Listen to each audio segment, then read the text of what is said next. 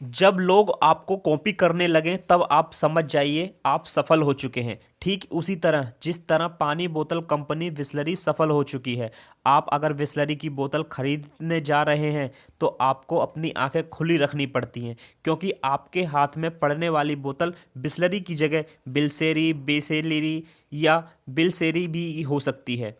यही वजह है कि बिसलरी ने अपनी टैगलाइन कुछ इस तरह रखी है, समझदार जानते हैं कि हर पानी की बोतल बिसलरी नहीं होती। वाटर बॉटल इंडस्ट्रीज में 60% की हिस्सेदारी रखने वाला ये पानी ब्रांड आज देश भर में लोकप्रिय है। लोग दुकान पर जाकर ये नहीं कहते कि पानी की बोतल देना, लोग बिसलरी ही मांगते हैं। इतने चर्चित और लोकप्रिय ब्रांड की कहानी भी उतनी ही दिलचस्प है। तो चलिए जानते हैं कि भारत जैसे देश में पानी खरीदकर पीने वाले की शुरुआत कैसे हुई। मुंबई के ठाणे से शुरू हुआ बिसलरी वाटर प्लांट भले ही देशियों पर यह कंपनी पूरी तरह विदेशी थी। और तो और ये कंपनी पानी भी नहीं बेचती थी, ये बेचती थी मलेरिया की दवा। और इस मलेरिया की दवा बेचने वाली कंपनी के संस्थापक एक इटालियन बिजनेसमैन थे जिनका नाम था फेलिस बिसलरी। फेलिस बिसलरी के एक फैमिली डॉक्टर हुआ करते थे जिनका नाम था रोजिज। रोजिज पेशे से तो एक डॉक्टर थे, लेकिन दिमाग उनका पूरा बिजनेसमैन वाला था। कुछ अलग करने की सनक उनमें शुरू से थी। ये साल 1921 था जब बिसलरी के मालिक फेलिस बिसलरी इस दुनिया को अलविदा कह गए। उनके पीछे छूट गई बिसलरी कंपनी को नए मालिक के रूप में मिले डॉक्टर रोजिज। रोजिज के एक बड़े ही अच्छे मित्र हुआ करते थे जो पेशे से वकील और बिसलरी कंपनी के लीगल एडवाइजर भी थे। उनका एक बेटा था, उसका नाम था खुसरू संतुक। खुसरू संतुक अपने पिता की तरह ही वकालत करना चाहते थे, इसलिए तो उन्होंने गवर्नमेंट लॉ कॉलेज से लॉ की पढ़ाई पूरी की थी। लेकिन उन्हें क्या पता था कि उनके पिता के दोस्त का एक आइडिया उनकी जिंदगी बदल देगा। भारत अभी अभी आज़ाद हुआ था और देश में नए किस्म के व्यापार की डिमांड बढ़ती जा रही थी। रोजिस के व्यापारी दिमाग ने इस बीच एक बिजनेस आइडिया खोज निकाला था।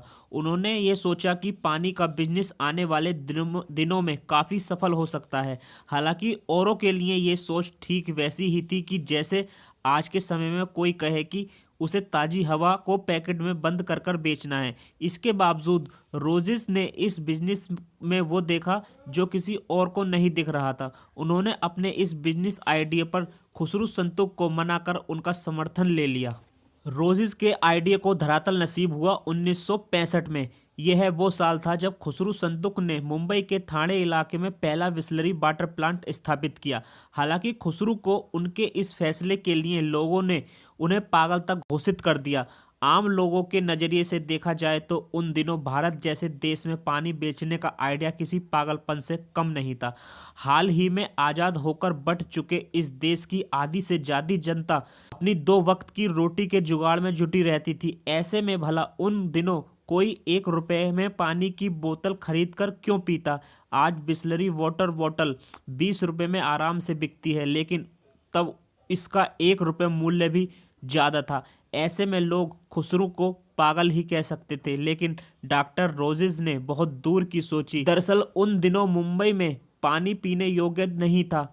गुणवत्ता सही ना होने के कारण गरीब और आम आदमी तो किसी तरह इस पानी को पचा लेता था, लेकिन अमीरों के लिए ऐसा पानी पचा पाना बहुत ही मुश्किल हो गया था। ऐसे में संपन्न लोगों के लिए ये पानी किसी अमृत से कम नहीं था। यही वजह थी कि बिसलरी के मालिक doctor roses Bisleri water business की सफलता को लेकर पूरी तरह निश्चित थे। बिसलरी वाटर और बिसलरी सोडा के साथ बिसलरी कंपनी ने इंडियन मार्केट में कदम रखा। शुरुआती दिनों में बिसलरी के ये दो प्रोडक्ट केवल अमीरों तक ही सीमित थे और 5 स्टार होटल तथा महंगे रेस्टोरेंट में ही मिलते थे।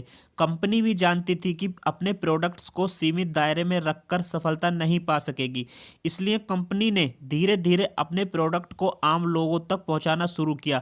आम लोगों की पहुंच तक आने के बाद भी ज़्यादातर लोग इस कंपनी का सोडा खरीदना ही पसंद करते थे।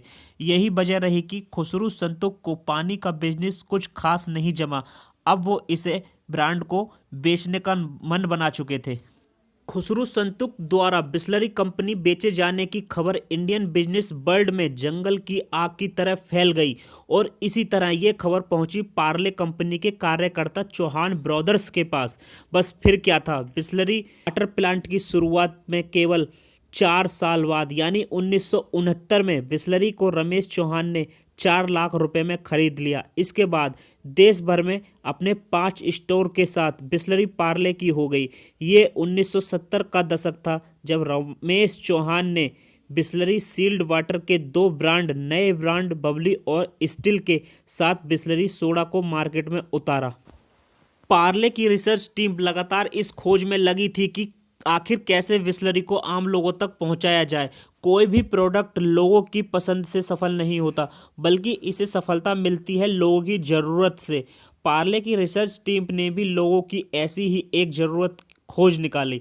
उन्होंने पाया कि रेलवे स्टेशनों पर, बस स्टेशनों पर, सड़क किनारे, ढाबे जैसे अन्य सार्वजनिक स्थानों पर पीने के पानी की क्वालिटी अच्छी नहीं होती। इस वजह से लोग मजबूरी में प्लेन सोडा खरीदकर पीते हैं। इसी बात को ध्यान में रखते हुए पार्ले ने लोगों तक साफ पानी पहुंचाने के लिए अपने डिस्ट्रीब्यूटर्स की संख्या बढ़ा दी। प्रोडक्ट की बिक्री बढ़ाने के लिए पार्ले ने ब्रांड प्रमोशन का सहारा लिया, पैकिंग में कई तरह के बदलाव किए। इतना कुछ करने के बाद बिस्लरी वाटर मार्केट में अपनी रफ्तार पकड़ने लगा। जिस आइडिया को कभी पागलपन कहा गया था, उस आइडिया से बिस्लरी ने भारत की सील्ड वाटर बॉटल इंडस्ट्रीज पर 60% हिस्सेदारी पा ली है। अपने 135 पॉइंट्स के दम पर बिस्लरी रोजाना 2 करोड़ लीटर से भी अधिक पानी बेचने वाली कंपनी बन गई है। बिस्लरी अपने प्रोडक्ट्स को 50,000 से अधिक डिस्ट्रीब्यूटर ट्रकों और 3,500 डिस्ट्रीब्यूटर्स के जरिए 3.5 लाख रिटेल आउटलेट्स तक पहुंच रही है। 2019 में भारत में बिस्लरी की मार्केट वैल्यू $24 बिलियन थी। अगर हमारी दी हुई जानकारी आपको पसंद आई हो तो वीडियो को लाइक करें और चैनल को सब्सक्राइब जरूर करें।